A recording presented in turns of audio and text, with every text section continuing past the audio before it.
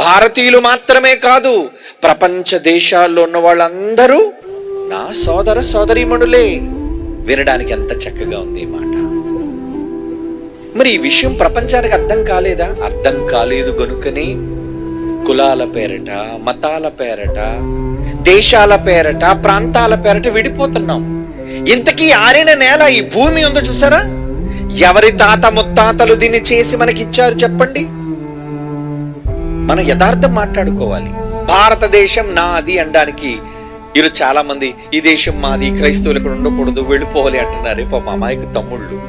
ఈ భారత భూభాగానికి మొదట ద్రావిడులు వచ్చారు. మీరు చదువుకున్నారా కళాశాలలో?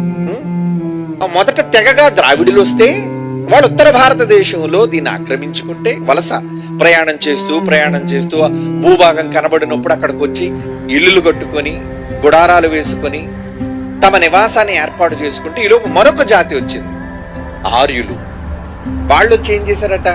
ఈ ద్రావిడులైన వాళ్ళు బలహీనులు కనుక భయపెట్టి మీరు పొండిరా, ఈ దేశం మాది అని ఆర్యులు దీన్ని ఆక్రమించుకున్నారు. ఓకే, మరి ఆర్యులు రాకముందు, ద్రావిడులు రాకముందు ఈ దేశం ఎవరి సొత్తు? ఈ భూభాగం ఎవరి సొత్తు? బైబిల్ చెప్పిన నిజాన్ని చూస్తారా? లేవియాకాండం 25వ అధ్యాయం 23 ఎంత మంచి మాట. ఈ భూమిని సృష్టించిన సృష్టికర్త సర్వమానవాళితో చెబుతున్న మాట. భూమిని శాశ్వత విక్రయము చెయ్యకూడదు. నువ్వెవడు అమ్మేయడానికి? నీకున్న రైట్ ఏంటి? భూమి నాది, మీరు నా యొద్ద కాపురమున్న పరదేశులు. ఇది దేశమే కాదు. విడిచిపెట్టి వెళ్ళిపోయే లోకం కోసం ఎందుకండి అన్నదమ్ములుగా మన మధ్య గొడవలు?